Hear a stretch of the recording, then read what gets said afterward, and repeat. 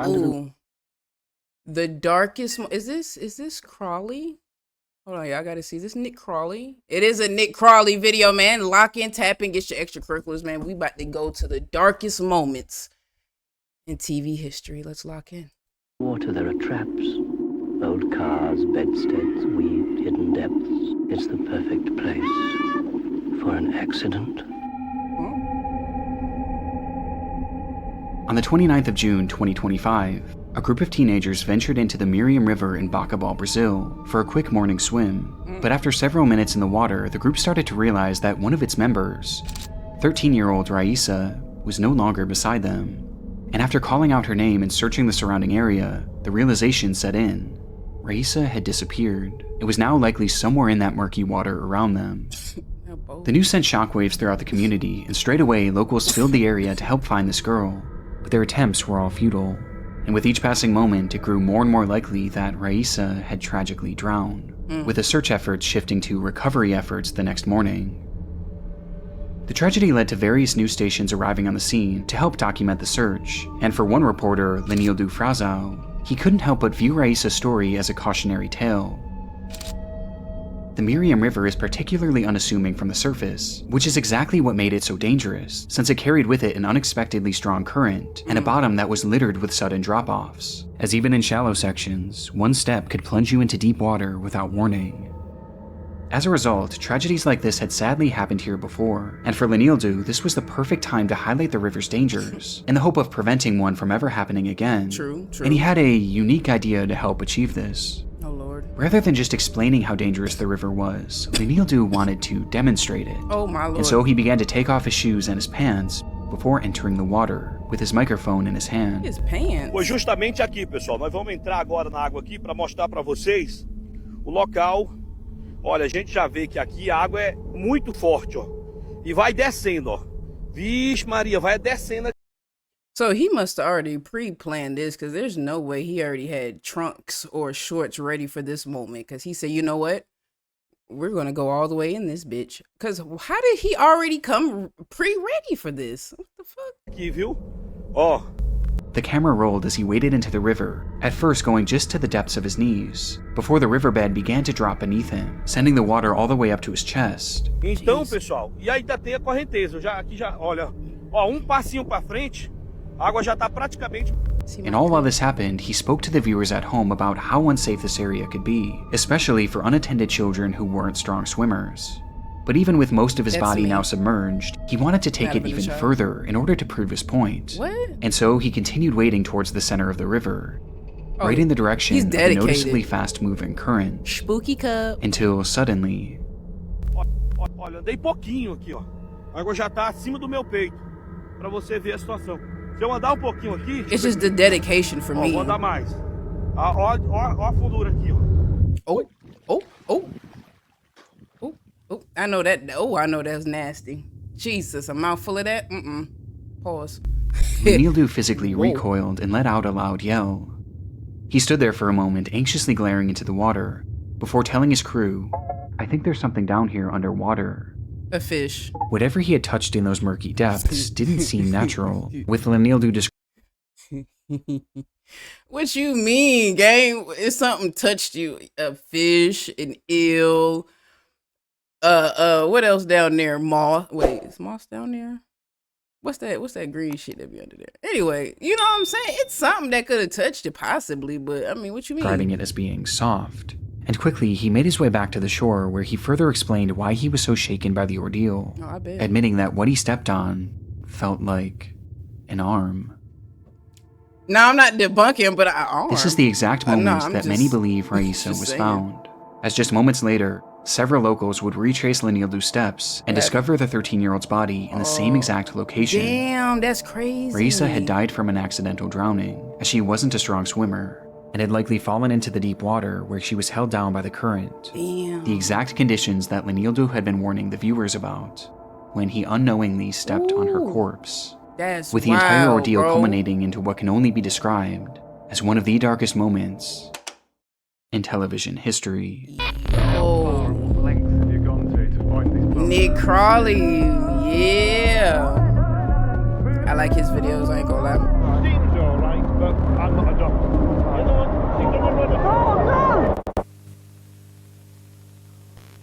7. Individually, they're just like you and me. But together, they are a source of endless fascination. And we'll conduct a rigorous scientific experiment into twin telepathy. Twin telepathy, okay. Take care out on the street. Use your head and then your feet. It was a peculiar sight. As traffic flowed through one of the UK's busiest roadways, the M6, CCTV cameras captured 2 women walking down the narrow median, with a vehicle speeding past them on either side. These women were Sabina and Ursula Eriksson, 40-year-old identical twin sisters who grew up in Sweden, with Ursula eventually moving to the US and Sabina to Ireland. Just one day before this footage was taken, on May 16, 2008, Ursula had made the long flight to visit Sabina at her home in Dublin. But things got off to a troubling start when Sabina got into a verbal altercation with her husband and the father of her 2 kids, prompting both sisters to leave the house in the middle of the night without telling anyone. The next morning, the sisters emerged in the city of Liverpool, where they visited a police station and reported that Sabina's kids were in danger and were unsafe in her husband's care. Law enforcement briefly looked into the matter, but ultimately they didn't seem all too concerned with the children's well-being, and rather they seemed more troubled by the women themselves.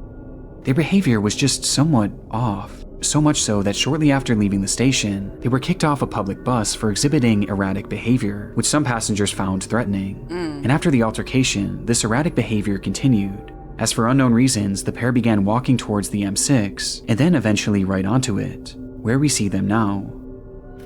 It defied any sort of logic, and put them in an extremely dangerous position, a position where one wrong move could lead to a horrific accident. And sure enough, that's exactly what would happen, though it was anything but accidental. What? Without warning, both women turned and then ran directly into the road, and for Sabina, directly into a car traveling in the fast lane. What?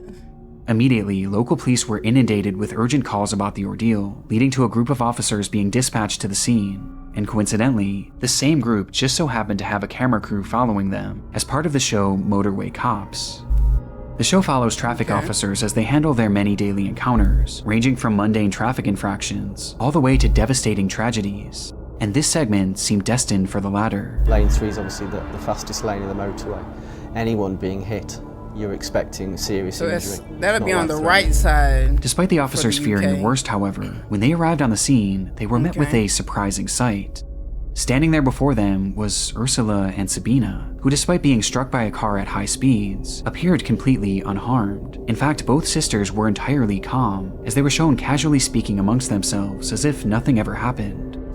It was a miracle. And as the officers began trying to piece together the cause of this whole ordeal, everyone at the scene began to breathe a collective sigh of relief. There was no way that any of them could have known that their roles had just been cast in one of the most disturbing television scenes of all time. What? What you mean by that? Right. What we've got is they were in the central res. They were trying to cross the Bravo. So as we approached, they hadn't seen us, mother. The red one's got knocked down by the red car over there. I've got an ambulance en route for her. Right. She seems all right, but I'm not a doctor. She has been knocked down. Is she the one that speaks English or the other one? Yes. What is she doing? What is she doing? What is she doing? What is she doing? Without a single word being spoken, Ursula dashed into the middle of oncoming traffic. What is going on? And directly into the path of a massive truck traveling at over 60 miles per hour. I'm not risking my life for that. It happened in a literal instant. Let her have There was it. hardly any chance to react. I'm not doing and before that. anyone could even begin to process what they had just witnessed, That's crazy. Sabina would also run into the road, not after her sister, but rather straight into the path of an oncoming Volkswagen. The other one, she's gonna run it. Oh no! Mike Alpha, we need ambulance, senior officers to the scene, we've got 2 possible fatals. No. What the hell going on, bro? Within just seconds, this completely calm scene had turned to utter chaos, and both women were now lying on the pavement. Miraculously, they both were still alive. Sabina was stable but knocked unconscious, while Ursula Put was in handcuffs rough on shape. him at this point. Just Her legs had been handcuff him. pulverized by the truck, with paramedics describing them as looking as if they had exploded. And while she lay there on the pavement, she was wide awake and experiencing everything. Within seconds of receiving medical attention, Ursula began to cry out. But strangely, it wasn't in pain. Rather, she was yelling at the paramedics, cursing and even attacking them for trying to help her. Calm down. Fucking asshole. Calm down. Jesus. Mine's very aggressive, spitting at me. Ooh, Shouting now she's things like, spitting. Oh no. I recognize you. I know you're not real. Come on, you Nice hit your head. spitting. Calm down. We are the police. We are the police. It was clear that she was suffering from some sort of delusion, but while officers had their hands full trying to subdue her, things were about to get even more hectic. More? As Sabina started to regain consciousness. Oh my. No. Lay down. She had been Handcuff her. brutally struck Lay by a down. car, as evidenced by the damage to the vehicle itself. Jesus. But like Ursula, she also appeared almost entirely unfazed, as she stood up and began to scream to her sister, "They're going to steal your organs." One of the officers tried to hold her back, but Please. Sabina resisted. Please. Right. We need another officer. Oh, she knocked her out. Eventually shoving the Jesus. woman to the ground, before once Come on. again taking off into oncoming traffic. I'm not running after her either. Stay. Not Stay running there. after Calm her. down. Calm down. Calm down. Thankfully, this time the cars managed to avoid her, but it Right. would take 6 officers to finally 6? restrain her. And even with that many people, it was 6. Look at her. Right here. She needs 6. I don't want to say it, y'all, but she might be on something, y'all. Something heavy, really heavy, because 6 took her down. It must have been, man, to oh avoid my her. God. But it would take 6 officers to finally restrain her, and even with that many people, it was still a struggle, as her strength was unlike anything that they had seen in a woman her size. And with Sabina now subdued, the chaos was finally What? over. In the following moments, Ursula was airlifted to a local hospital where she underwent an extensive, yet successful emergency surgery, while Sabina was shockingly found to have no injuries, which allowed her to be discharged into police custody after just 5 hours, where she was promptly arrested and sentenced to 1 day in prison for assaulting an officer, as well as trespassing on the motorway. And with both women now safe, one question burned at the forefront of everyone's minds. Why had the Erickson twins done this? Well, the immediate theory was that this was all the result of drug use. But surprisingly, when given toxicology tests, no drugs or alcohol would be found in either of their systems. They were entirely sober during this ordeal, which left only one plausible theory, that this was all the result of some sort of mental breakdown, with both women somehow experiencing its effects at the same time. Makes sense. Today, this case is used as one of the most glaring examples of a psychological disorder known as folie à deux, in which one person suffering from delusions transmits said delusions onto a different person, leading to both people experiencing the same misconstrued version of reality. And while this is only a theory, it's clear that regardless of the how or why, these women were extremely mentally unwell during this event. In fact, was during the TV crazy. program, an officer even mentioned that this could be a 136. Yeah. Is she under arrest at the moment? Well, 136 if she is. Which is a code that allows law enforcement to hold people on account of their mental health to assure that they're safe to return to the public. But shockingly, not only did this never happen, but Sabina was released without ever being given a mental health assessment. In fact, she was never so much as looked over by a mental health professional, and was instead released the very next day after the incident. On top of this, when she was released, she was given no information about Ursula's whereabouts or her condition, or even resources to help find her way home, leaving Sabina still mentally unwell and now stranded in an unfamiliar city, not knowing what happened to her sister. And sadly, her delusions were far from over. There's still more? What? As she left the police station on the 19th of May, Sabina had nowhere to go, and so she began to wander, carrying her belongings in the same evidence bag that the police had given her earlier that day. Eventually, she would happen across 2 men walking their dogs, and as she stopped to pet them, Sabina asked the owners where the nearest hotel was. But seemingly recognizing that the woman wasn't well, one of the men, Glenn Hollenshed, offered to have her stay at his place, to which Sabina happily obliged. But once inside Hollenshed's home, Sabina began acting extremely paranoid, checking the windows constantly and believing that her cigarettes had been poisoned. Despite this though, Hollenshed was patient, and he helped her make calls around the area to track down Ursula, while making sure that Sabina was eating and drinking. The following day, Hollenshed was preparing dinner for Sabina when he stepped out of the house to ask his neighbor for tea. But just minutes after returning home with the bags, he would once again step out of the house, only this time, he was completely covered in blood. Wait, what? As he stumbled and screamed, "She stabbed me." As he collapsed to the ground, the neighbor rushed over to try and help, but the damage was already done. Hollenshed would let out one final soft whisper, saying, "Look after my dog for me," before breathing his final breath. All right. For unknown reasons, in that house, Sabina had stabbed Glenn Hollinshed, and by the time law enforcement arrived, she was long gone, having fled the house with a hammer in her hand, which she used to strike her head repeatedly as she mumbled incoherently and walked down the sidewalk. What? Eventually, a man passing by tried to intervene, but Sabina immediately attacked, brandishing a roof tile that she had hidden in her pocket and using it to strike him on the head, nearly knocking him unconscious. It would take several minutes for police to finally catch up with her, but just like the day prior, she took off, leading to a chase that ended with Sabina being surrounded on a 40-foot tall bridge that passed over a highway, and recognizing that there was nowhere left for her to go, she jumped. Somehow, Sabina would cheat death once again, and despite suffering 2 broken ankles and a skull fracture, she was alive. Wait a minute now. I don't know. Them as a unit, her and her twin sister, I don't know, they might have some superhuman strength. Because let's keep in mind, it took at least 6 of them officers to finally subdue her on the highway. And then they said it still was a struggle with 6. And she about goddamn skinny as me. God damn. What? And now she jumping off of bridges and just breaking ankles? Just breaking the ankles? Nah, bro. This is like, what is it? What do you say? The 4th time? Man, good Lord. And after a lengthy recovery, she was put on trial for the murder of Glenn Hollinshed, where she would never give a single comment as to why she did what she did, leaving her motive a total mystery to this day.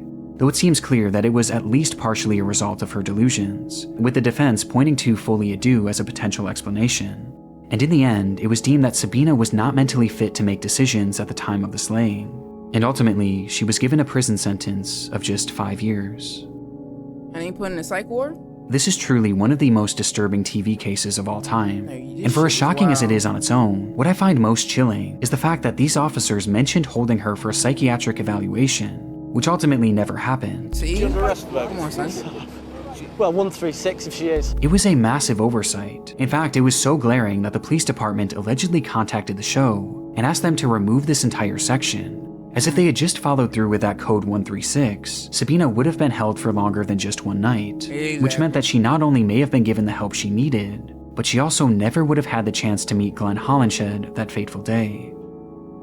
Since her release from prison in 2011, Sabina promptly disappeared from the public eye, and neither she nor Ursula has ever been heard from again, meaning we have no idea whatever happened to the Erickson twins. Now that's a wild one right They just there. simply tend to be making the same decisions at the same times. They're thinking in the same way.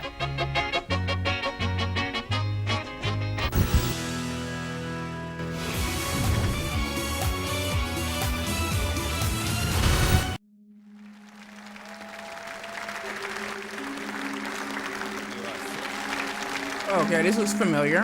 What show is this? It's December 2021.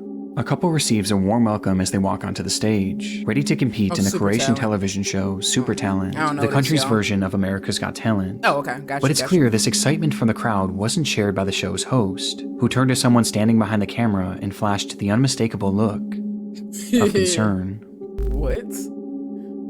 In the minutes prior, the audience at home was introduced to the pair, 34-year-old singer Roman Bernata and his wife, 44-year-old violinist Bianca Kolumpar, along with their child, who would be watching on as the two shared their musical talents with the world. In their day-to-day lives, Roman was a professional goalkeeper for a local soccer team, while Bianca was a professional violinist with a doctorate in music. And while on paper this all seems fairly normal, it was immediately clear to those watching that this couple was anything but. The two frequently went on long-winded and bizarre rants, with Bianca opening up about her breast enlargement surgery. Ja sam imala kao cura velike grudi, velika mi je bila želja da to vratim, operirala sam. And the two discussing at length their belief in a living God who walked the earth. Ali ja osjetim, stvarno imam taj kontakt sa živim Bogom i mislim da je Bog svugdje oko nas, da je Bog osoba, energija, znači sve. Istovremeno, da. But it was their performance itself that proved to be the strangest part of their time on the show. Pozdrav svima. Dobro večer. Vi se mene ne sjećate, jel da? Ja? Ne. Prije puno godina. Aha, ja se nas sjećam kad sam snimala škola, jel ide hardware, ide? Je, ja se ispričavam, ali stvarno moram vas to pitati.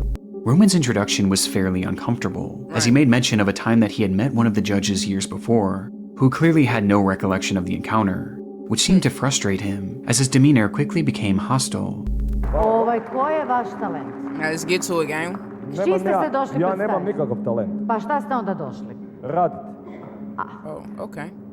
Ali potpuno nebitno, emisija se zove Super talent, Ja vas kolegica... dečki volim, nemojte mi zamjeriti. Alo, polako, mislim da ipak ćemo mi ovdje voditi riječ. Može, pa. Leading to Roman receiving his first X before he even sang a single note. Ko je kolegica pitala koji je vaš talent, a naša emisija se zove Super talent, a vi tvrdite da nemate talent, onda vas ja pitam pošto ste došli. Radit.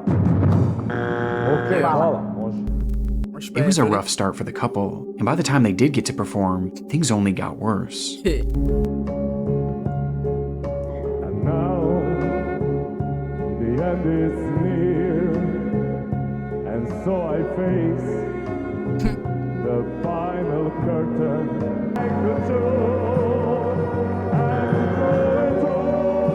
Šta da radim? Ludilo.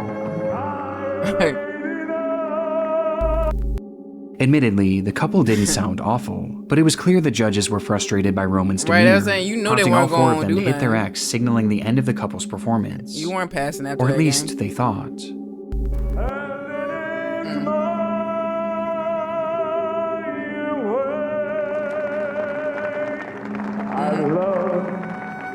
I've laughed and cried.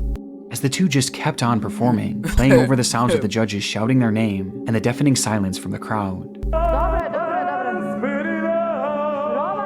Romane! With the two going until a producer finally had to step in from behind the camera and officially cut them off. But even then, the couple continued their antics, this time by protesting the judge's decision, with Bianca even threatening to go to the newspaper and expose their behavior to the press, all while Roman stood angrily to the side, glaring at the panel before him. And with that, Roman and Bianca's time on Super Talent was over, and they not only walked away without receiving the grand prize, but they also left with shattered reputations, as this segment became notorious among fans. No. You can't blame Super Talent for their shattered reputation. They single-handedly kind of did that themselves. So, I mean, let's call a spade a spade. They Super Talent ain't did nothing. Shoot. Fans of Super Talent, with the couple being considered one of the most unusual acts to ever feature on the show. But despite its virality, this performance isn't what Roman is most widely remembered for today. What? Okay. All right. On February 6th, 2022, residents in Rijeka, Croatia were met with the sight of a fully nude man wandering the city streets. It was Roman Bernata, and while most stared on in amusement, laughing to themselves and snapping photos, what they were witnessing was actually one of the most disturbing events the city had ever seen. He had a mental break. After his disastrous performance just 1 year prior, Roman continued to pursue a career in singing, taking every opportunity he could to share his music with the world, often joining Bianca on her YouTube channel, and singing on the streets for tips, where he actually made a decent amount of money. Though because of his notorious television moment, he would often be harassed and even have the money he earned stolen from him. Oh, damn. One day, while performing outside of a local soup kitchen, he was introduced to a woman named Darnika Krevich, a 67-year-old who relied on the soup kitchen for consistent meals. And after hearing Roman sing, she became a legitimate fan of his music, leading to the two striking up a friendship. And despite Darnika not having much, she offered to take Roman to a local coffee shop on February 6th, 2022, where she treated him to a warm cup of tea on a cold winter day.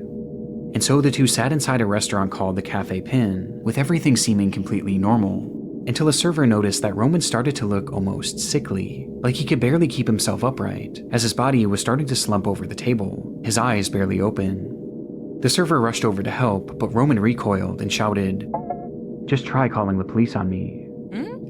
And so, not wanting to escalate things, the server left, only returning later to drop off their check, I know that right. which is when Roman's behavior took an even more drastic turn. He began feeling around his pants pocket for his wallet, before looking desperately around the table, but there was no sign of it.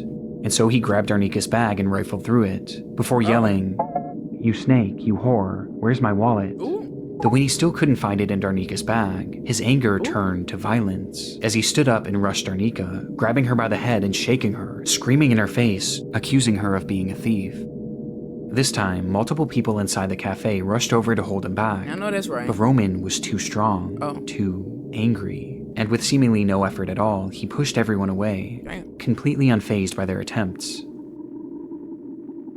In that moment, no one could have stopped Roman. Darnika was entirely helpless, and so the crowd inside the cafe watched as Roman grabbed her by the neck and dragged her behind the bar, and then proceeded to kick, then stomp, and then jump directly on her over and over again, each time landing on her head. What the It was a rage so demented that he actually began to smile a wide manic grin as he jumped and chanted, "Whore, witch, die."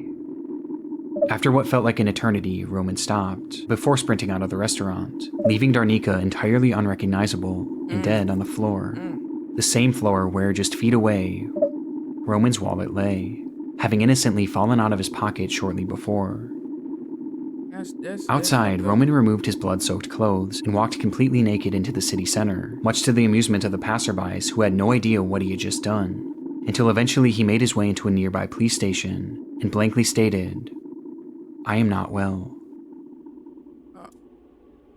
This sentiment was true in so many regards. Roman hadn't been well for quite a long time. Since a young age, it's believed he had dealt with undiagnosed schizophrenia that had led to uncontrollable anger issues, before developing an alcohol and substance abuse problem that only exacerbated his symptoms. And by the time he was an adult, Roman became so delusional that he believed he was a disciple sent from God to touch the world with his music, something that he eventually convinced Bianca of as well.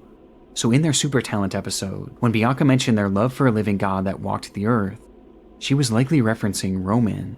Ali ja osjetim, stvarno imam taj kontakt sa živim Bogom I mislim da je Bog svugdje oko nas, da je Bog osoba, energija, znači sve.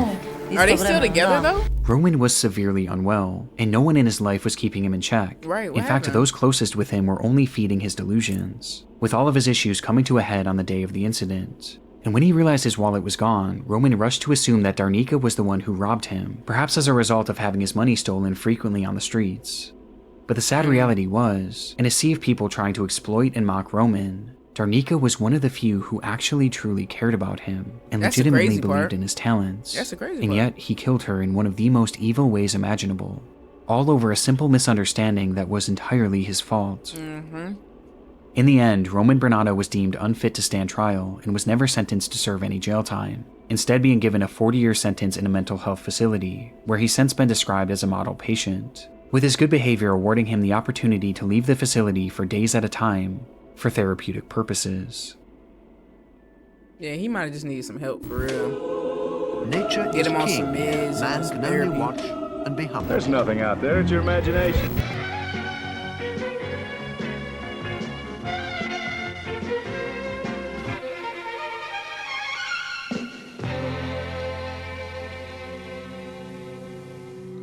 It was the start of yet another adventure for the crew of the television show Gardener's World. This British program has been on the air since the 1960s and provides viewers with tips on how to maintain their garden while showing off a variety of unique plant life, which often brought them to remote areas of the globe. This particular episode was filmed on February 5th, 2020 in the Drakensberg mountain range of Lesotho, Africa, with the host, Nick Bailey, making the long journey to track down one specific flower. One species which grows wild all over the country and has been a real favourite with British gardeners for generations is the gladiolus. This delicate flower would have been familiar with many of the show's viewers, as it was quite popular in the UK. But in this region, there existed a unique species that had only been seen a handful of times in the last century, since it only grew in one particular valley in this one particular mountain range. Its scientific name is the Gladiolus microcarpus, and there were two people who knew it better than anyone else.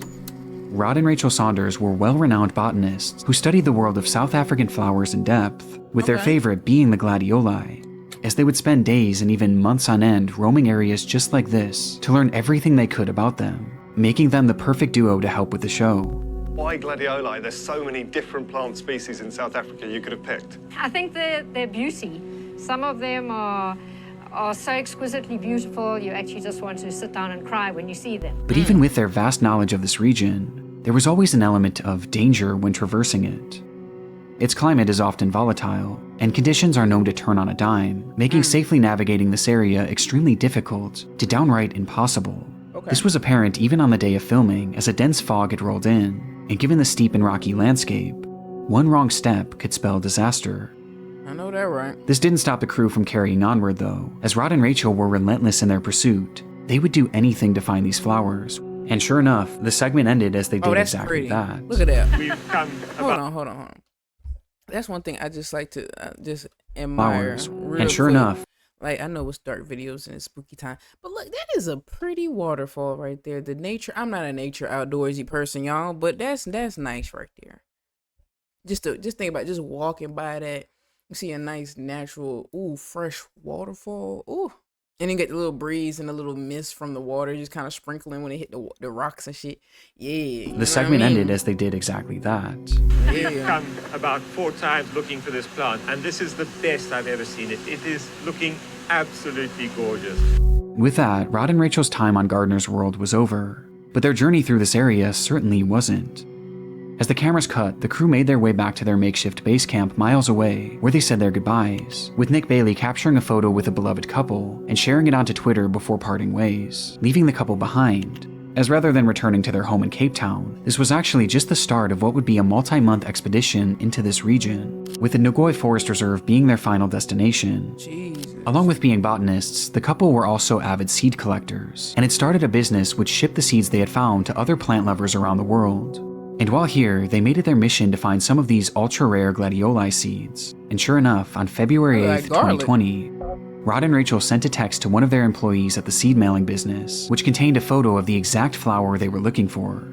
But despite this text seeming like a sign of more good things to come, the reality was far more bleak, as this text would ultimately be the last the couple would ever send. Out of nowhere, communication with Rod and Rachel had stopped entirely, and for days no one heard anything from the duo, prompting that same employee they had sent the image to report them as missing on the 10th of February. It was a devastating turn of events, but one that was always a possibility. Poor weather, a wrong turn, an injury, anything could have derailed their expedition, as again, this area was notoriously dangerous, with it seeming all but certain that they had fallen victim to the unpredictable fury of Mother Nature. Though this belief would quickly shift, thanks to the discovery of the couple's car. It was found by authorities abandoned by the edge of the Tugela River, and had been emptied of virtually everything inside. However, there was something left behind. As in the trunk, authorities would find a massive pool of blood that belonged to Rachel. Just days after filming, Rod and Rachel were making their way towards the Nagoy Forest Reserve, growing more and more excited by the discoveries they were making, oblivious to the fact that in the woods around them, they were being watched, hunted even, and not by an animal, but rather by a man. His name was Saifandine Aslam Delvicio, a local of the area that the couple was traversing, and on February 9th, he allegedly sent a text to his wife, Bibi Patel, telling her that he had found a good target, and that he was now in pursuit, with said target being Rod and Rachel.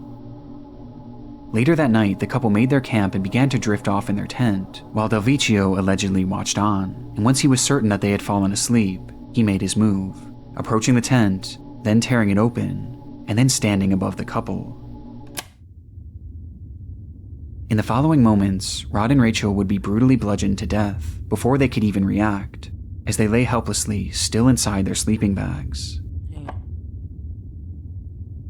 Text messages indicate that Delvicio then enlisted the help of his wife Bibi, as well as his friend Musa Jackson, to help discard the bodies, using the couple's own car to transport them to the one place they were certain they would never be found: the Tugela River, as there was something about this stretch of water that they believed would make these bodies impossible to find: crocodiles.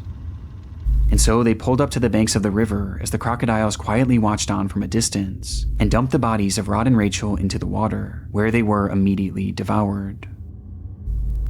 That's crazy. They thought it was the perfect plan. However, it thankfully failed to work as well as they had hoped, as in the following weeks, fishermen would happen upon both of the corpses, or at least what remained of them, as they were in such bad shape that it would take nearly 2 full months for them to be identified. As for why this attack happened, we still don't fully know, as the trial is still ongoing, with Delvicio proclaiming his innocence, which is why everything is alleged at the moment, but the evidence is damning. Messages on Delvicio's phone paint a clear picture that he was responsible for this, with his motive appearing to be religious differences between him and the Saunders, as well as money. as after the slayings, large sums of money were withdrawn from the couple's bank accounts, along with lavish purchases being made on their credit cards, with one of the receipts from the shopping spree being found inside of Bibi's purse.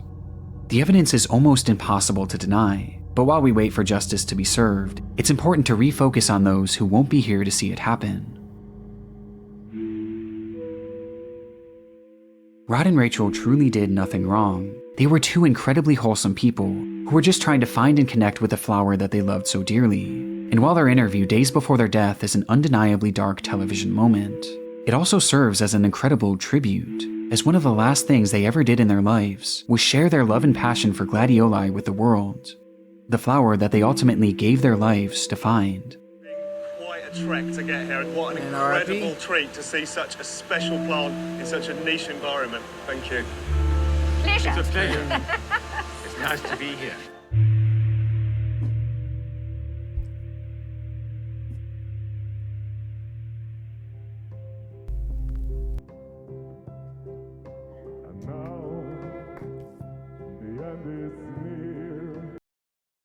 It's a crazy outro. Now I'm smacking. Hold on, y'all. All right, let's get some animated shit real quick.